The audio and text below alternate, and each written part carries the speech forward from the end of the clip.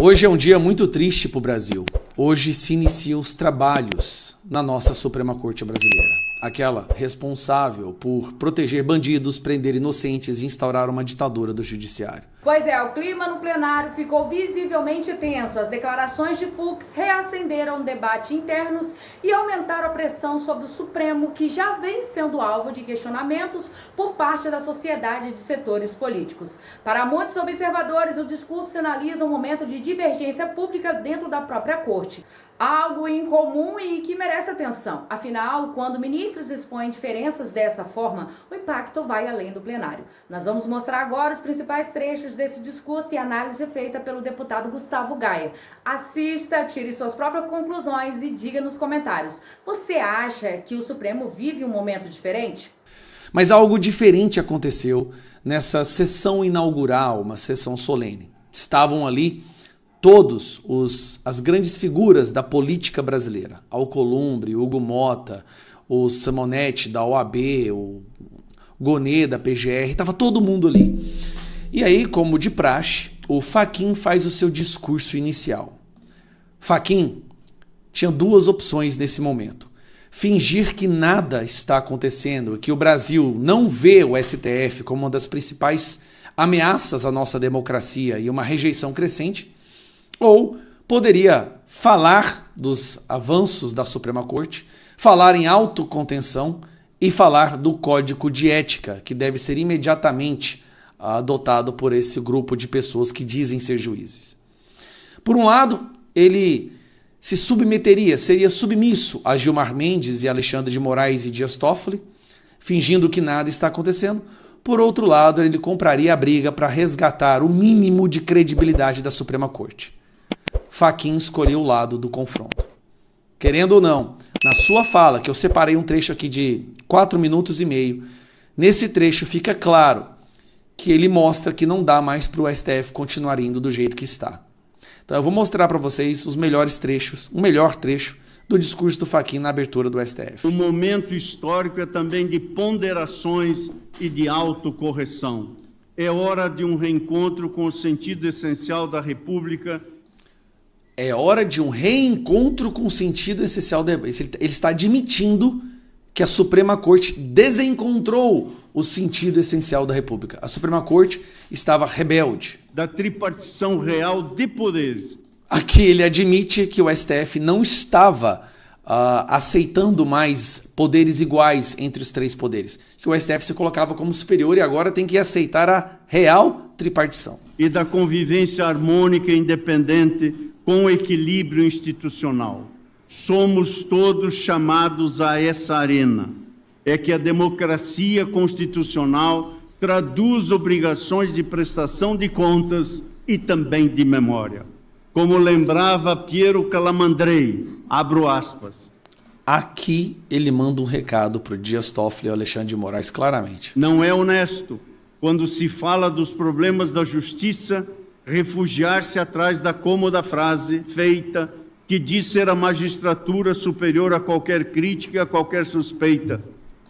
Lembrando que semana passada o Alexandre de Moraes disse que uma matéria do Metrópolis era criminosa, porque estava falando sobre as visitas dele com o Vocaro. Como se os magistrados fossem criaturas sobre-humanas, não atingidas pelas misérias desta terra e por isso intangíveis. Quem se contenta, acrescenta Calamandrei, com essas tolas adulações, ofende a seriedade da magistratura, a qual não se honra adulando, mas ajudando sinceramente a estar à altura de sua missão, fecho aspas. Basicamente ele está falando que criticar juízes e ministros e a Suprema Corte não é crime e qualquer juiz ou ministro que fale isso é um tolo. Por mais de 3 décadas, esse tribunal se disse presente em graves momentos da vida nacional, com resposta firme pelo Estado de Direito Democrático contra ameaças de golpe. Há, nada obstante, em meu modo de ver, respostas ainda a serem dadas, tendo como pressuposto a institucionalidade democrática. A um só tempo devemos perseverar e devemos mudar. Em termos mais amplos, o desafio é reconhecer o protagonismo do sistema político. Opa! que você está falando aí? E parece que nesse momento ele até olhou para quem foi pro Cássio Nunes, eu não sei. Tá na hora de reconhecer que o protagonismo numa democracia é dos políticos? Quer dizer que vocês achavam antes que era de vocês?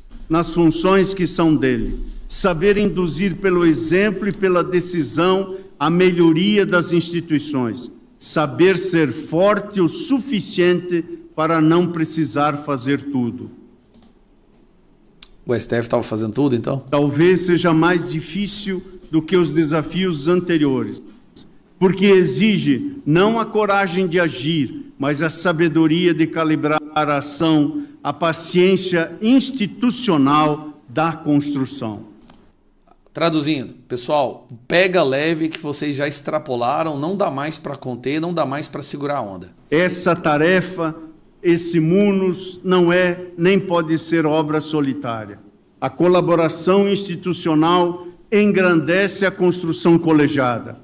Unidade não é unanimidade. O que nos une não é a concordância em todas as questões. Ademais, o todo não se confunde com a parte. O que nos une é o compromisso com a instituição. Não, aí eu discordo. O que deveria unir os ministros da nossa Suprema Corte é o compromisso com a Constituição e não com a instituição. Isso é corporativismo. Os senhores e a senhora Carmen Lúcia deveriam ter compromisso com a Constituição e não em proteger uns aos outros. Reafirmo, nesta oportunidade, as metas que orientam a presente gestão. No plano interno, destaca-se a promoção do debate institucional sobre integridade e transparência. Agradeço de público, como já fiz, diretamente a todos os integrantes de transparência. Agradeço de público, como já fiz, diretamente a todos os integrantes desse tribunal, a eminente ministra Carmen Lúcia, por ter aceitado a relatoria da proposta de um código de ética. Aqui, ele cravou uma briga com Gilmar Mendes e Alexandre de Moraes que não querem código de ética. Código de ética vai impedir que eles possam colocar parentes para trabalhar para empresas que estão sendo julgadas no STF, participar de eventos internacionais, receber dinheiro de empresas. O código de ética acaba com o caixa 2 de algumas pessoas, entendeu? Compromisso de minha gestão para o Supremo Tribunal Federal. Vamos caminhar juntos na construção do consenso no âmbito desse colegiado. Impende dialogar e construir confiança pública, porque nesta reside a Construir confiança pública. É porque o povo já não confia mais no STF? verdadeira força do Estado de Direito. Bom, e aí vai. Neste momento, nesse trecho, ele fala duas coisas importantes. Primeiro, ele admite que o STF extrapolou, ele admite que o STF está desgastado, que a população não confia na Suprema Corte, que a Suprema Corte interfere o tempo inteiro no político, e esse é o primeiro ponto. No segundo ponto, ele admite que o STF precisa de um código de ética porque alguns membros ali meio rebeldes perderam a medida, perderam a mão. Né? Escritórios de advocacia de parentes, resorts no nome de laranja, não tem transparência nenhuma. Então tem que ter um código de ética. Porque assim, se eles não cumprirem o código de ética, poderá vir uma punição. O Fachin, na minha opinião, nesse trecho, ele comprou uma briga com aqueles que sobrevivem justamente pela falta de ética do comportamento dos ministros do STF. Além do Gustavo Gaia, o deputado Deltan Dallagnol também aumentou o caso, fazendo um desabafo público e trouxe avaliação sobre a gravidade da situação. Assista agora comigo. Barraco no Supremo Tribunal Federal. Gilmar Mendes ameaçou Fachin na imprensa.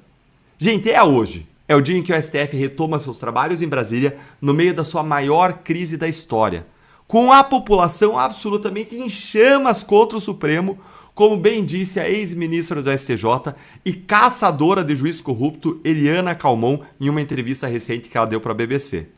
E como não poderia deixar de ser, a volta do Supremo das férias acontece com muita intriga, traição e ameaças explícitas. Ela, Daniela Lima, lembra dela? Uma das principais porta-vozes, vocalizadoras da vontade, dos pensamentos, dos desejos dos ministros do Supremo na imprensa, Ela, Daniela Lima, veiculou uma ameaça absurda de Gilmar contra Fachin. E mais, quem que vai ganhar essa briga entre o código de ética do Fachin e o Gilmar Paluz, hein? Vamos entender tudo isso agora. O ministro Fachin, presidente do STF, se equilibrando ali na corda bamba. De um lado, ele tem que resolver o pior escândalo da história do tribunal, com o Toffoli na frente da relatoria do Master e o Moraes debaixo de suspeitas. E de outro lado, ele não quer irritar os seus colegas ministros. O que vai acontecer se ele fizer um discurso que valide as críticas que a sociedade e a imprensa têm feito, e com muita razão tem feito, contra os abusos, as ilegalidades e as decisões esdrúxulas de vários ministros. Abusos, ilegalidades e aberrações de quem, Deltan? Tem um especial destaque aí para o próprio Toffoli e o Moraes, que é o campeão das ilegalidades, mas também o próprio Gilmar Mendes e o Flávio Dino. Flávio Dino, o homem que queimava livros. E aí o ministro Fachin, em uma entrevista ao Globo dada para tentar estancar essa crise, disse algo muito forte, que nós vamos ver hoje se vai se concretizar ou não. Disse isto aqui, não vou cruzar os braços, doa a quem doer. Foi o que afirmou o Fachin ao ser questionado sobre a atuação do Toffoli. E aí, meus amigos? É aí que surge ele. Quem? Gilmar Mendes, com uma ameaça explícita e pública contra Fachin. A ameaça de um verdadeiro barraco no Supremo hoje. Será que a gente vai ver mais uma briga épica como aquelas que a gente via do Barroso e do Gilmar Mendes, daqueles bons tempos do Supremo? Só nos resta aguardar para ver se o Gilmar vai cumprir a ameaça. Mas uma outra ameaça ele já cumpriu, gente. Vai ter Gilmar Palusa nesse ano, sim. E se você reclamar, você vai parar no inquérito do fim do mundo, viu? Então, fica caladinho aí, entendido? Olha só essa matéria aqui da Gazeta do Povo, Em meio ao escândalo no STF, Gilmar Palusa 2026 está confirmado, confirmadíssimo. É ou não é um escárnio com a cara do povo? Dá uma olhadinha só nisto daqui, Em meio a uma sucessão de escândalos envolvendo o STF e a crescente pressão pela criação de um código de conduta para magistrados, a 14ª edição do Fórum Jurídico de Lisboa, conhecido como Gilmar Palusa em sua edição 2026, será realizada normalmente. Está tudo normal, tudo bem aqui no Brasil. De acordo com informações divulgadas nas redes oficiais do evento, o encontro ocorrerá nos dias 1º, 2º e 3º de junho, em Portugal. A mudança de data, tradicionalmente em julho, foi feita para evitar o conflito com o calendário da Copa do Mundo. É claro, né, gente? Ninguém é de ferro, afinal, até mesmo os ministros do Supremo precisam ir assistir aos jogos da Copa do Mundo. Só não sabemos ainda se vai ser em casa ou se vão pegar aí algum jatinho para viajar com os advogados dos investigados, com os próprios investigados, com banqueiros, com fraudadores do INSS. Eles podem querer mesmo ir presencialmente lá nos Estados Unidos. Afinal de contas, nós não temos notícia de que o Trump reverteu o cancelamento dos vistos dos ministros. Mas como nós sabemos, por exemplo, o Toffoli, ele já foi ver a final da Champions League lá em Londres, com seguranças pagos pelos meus e seus impostos.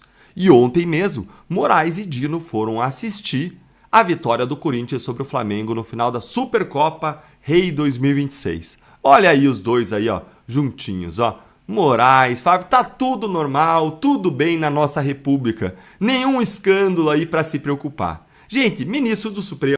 Pois é, pessoal, o primeiro discurso do ano do ministro Edson Fachin no Supremo Tribunal Federal surpreendeu muita gente. De forma direta, ele criticou o uso excessivo de decisões monocráticas e deixou claro que nenhum ministro pode agir como se estivesse acima de tudo e de todos. Fachin falou abertamente sobre arbitrariedade e abusos, dando um recado claro de que o STF precisa retornar limites e responsabilidade. Ou seja, ele usou o espaço que tinha para deixar registrada a sua posição e tentar impor algum freio institucional. Enquanto isso, cresce o debate sobre o papel do Supremo, a concentração de poder e os impactos disso na democracia, especialmente em um ano eleitoral. A população começa a questionar até que ponto decisões individuais podem interferir na vida política do país. E agora eu quero saber de você, esse discurso do Fachin foi um sinal de mudança ou foi só o discurso para inglês ver? Deixe a sua opinião nos comentários, se inscreva no canal, porque aqui a gente acompanha de perto tudo o que acontece em Brasília, com informação clara, direta e sem maquiagem. Dá o seu like no vídeo e seguimos juntos. Conta tudo junto.